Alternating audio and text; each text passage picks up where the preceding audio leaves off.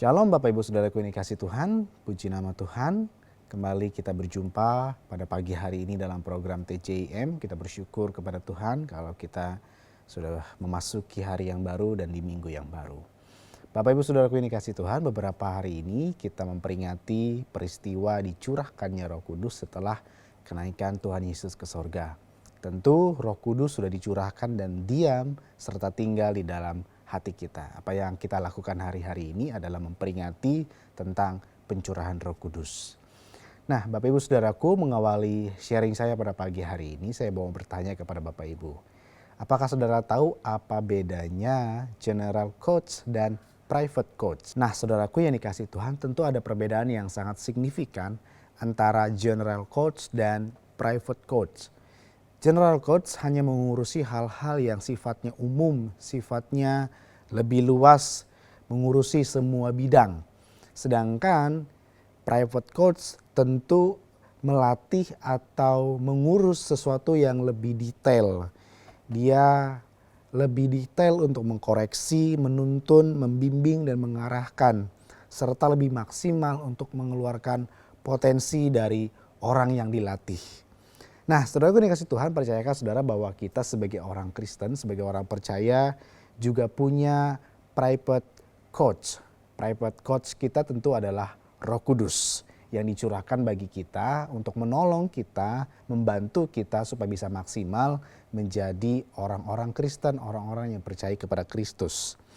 Namun hari-hari ini ada banyak orang yang bertanya, saudaraku, Roh Kudus kok nggak pernah berbicara kepada saya. Katanya Roh Kudus sudah dicurahkan, sudah tinggal di hati saya, sudah berada di dalam hidup saya. Tapi kok nggak pernah bicara, nggak pernah menuntun saya, nggak pernah membimbing saya.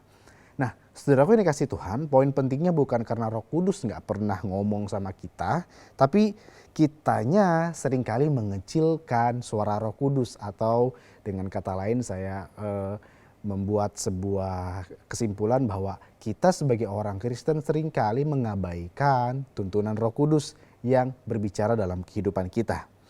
Kalau saya boleh bertanya kepada saudara, pasti sebagian besar dari saudara yang menyaksikan tayangan ini adalah orang yang sudah percaya kepada Yesus, menerima Tuhan Yesus sebagai Tuhan dan Juru Selamat.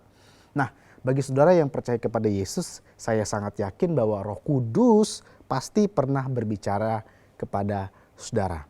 Apa buktinya? Buktinya adalah saudara mungkin pernah di saat saudara sedang mau melakukan sebuah kesalahan, sedang mau melakukan sebuah pelanggaran, lalu muncul sebuah impresi yang sangat kuat di hati saudara bahwa kayaknya ini sesuatu yang salah, ini sesuatu yang keliru. Nah, saya percaya itu adalah sebuah tuntunan atau suara dari Roh Kudus untuk mengingatkan kita. Ada banyak orang yang berpikir bahwa Roh Kudus itu berbicara secara audible, secara kuat, secara bisa didengar oleh telinga. Padahal seringkali saudaraku yang dikasihi Tuhan, Roh Kudus itu berbicara melalui impresi, melalui hati nurani kita. Nah, saudaraku yang dikasihi Tuhan, saya pernah mendengar ada seorang hamba Tuhan yang menggunakan ilustrasi ini. Bahwa fungsi Roh Kudus itu bukan seperti seorang ibu yang cerewet gitu ya. Bagi sebagian orang mungkin ibu mereka atau mama mereka adalah orang yang sangat cerewet, yang ada apa-apa selalu ngomel, selalu menasehati, selalu memberikan ceramah demi ceramah gitu. Nah, seringkali Bapak Ibu Saudaraku yang dikasihi Tuhan, Roh Kudus itu tidak berfungsi seperti ibu kita yang selalu menasehati, selalu memberikan ceramah. Nah, saudaraku yang dikasihi Tuhan, Roh Kudus itu seringkali berfungsi seperti GPS. Saudara mungkin tahu GPS ya, ada di perangkat gadget Bapak Ibu Saudaraku. Nah, GPS itu adalah sebuah aplikasi yang tidak selalu berbicara terus-menerus dalam kehidupan kita ketika kita menggunakannya. Saya mengambil contoh, kalau misalnya kita pergi ke Bandung, kita kan harus memakai jalan tol yang sangat panjang. Seringkali kalau misalnya kita tidak tahu jalannya, tidak tahu mau belok kemana, keluar exit tol kemana, seringkali kan kita pakai GPS. Nah, di sepanjang jalan GPS itu tidak selalu berbicara dan tidak selalu memberikan petunjuk. Dia hanya memberikan petunjuk ketika kita mengambil jalan yang salah atau kita hampir berada di persimpangan jalan. Biasanya kalau mau exit tol di tol tertentu, GPS-nya akan bicara 500 meter lagi keluar ke kanan, 500 meter lagi keluar ke kiri. Nah, saudaraku yang dikasihi Tuhan, seringkali Roh Kudus itu berfungsi seperti GPS tersebut gitu. Kalau hari-hari ini kita merasa bahwa tidak ada impresi, tidak ada sesuatu yang dikatakan oleh Roh Kudus dalam kehidupan kita, bukan berarti kehidupan kita sedang ngaco, bukan berarti kehidupan kita sedang tidak ada Roh Kudus. Justru mungkin itu adalah saat-saat di mana Tuhan sedang memberikan kesempatan kepada kita untuk go, lanjutkan hidupmu, lakukan apa yang engkau sedang kerjakan.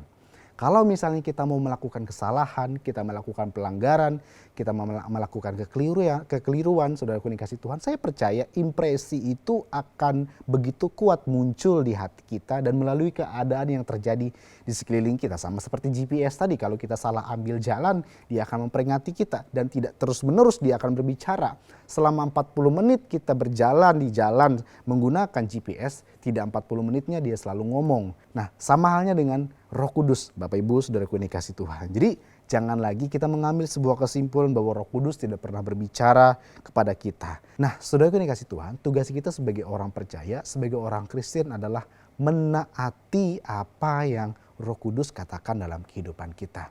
Seringkali Roh Kudus itu bukannya tidak berbicara. Seringkali Roh Kudus itu bukannya tidak menolong kita, tapi kita seringkali menurunkan atau mengecilkan volume dari perkataan Roh Kudus dan mengabaikan perintah-perintahnya, mengabaikan warning atau attention yang Tuhan sudah taruh dalam hati kita. Nah, hari-hari ini Bapak Ibu Saudaraku yang kasih Tuhan memperingati pencurahan Roh Kudus yang kita rayakan setelah kenaikan Tuhan Yesus ke sorga. Bapak Ibu Saudaraku yang kasih Tuhan, mari kita mau lebih peka dan lebih belajar untuk taat kepada Roh Kudus. Saya percaya Bapak Ibu Saudaraku dikasih Tuhan, setiap kita orang Kristen yang sudah percaya kepada Yesus, ada Roh Kudus yang tinggal di hati kita. Apapun yang sedang saudara kerjakan dalam pekerjaan, dalam usaha, dalam keluarga, dalam membangun sebuah hubungan, libatkanlah Roh Kudus. Karena saya percaya tuntunan daripada Roh Kudus itu melebihi dari semua tuntunan yang ada di dunia ini. Saya berdoa setiap saudara yang menyaksikan tayangan ini dipenuhi oleh Roh Kudus, dituntun oleh Roh Kudus, ditolong oleh Roh Kudus, supaya hidup kita berkemenangan hari lepas hari. Mari kita berdoa Bapak Ibu Saudara yang dikasihi Tuhan. Bapak Surgawi, kami mengucap syukur buat hari ini, hari yang Tuhan sudah sediakan bagi kami untuk kami boleh sama-sama mengawali hari, mengawali minggu. Kami bersyukur Tuhan untuk kasih karunia-Mu. Kalau kami boleh bangun dengan kekuatan, kami boleh bangun dengan kesehatan ya Tuhan. Kami tidak sakit, kami tidak mengalami banyak kekurangan, kelemahan, tapi bersyukur ya Tuhan.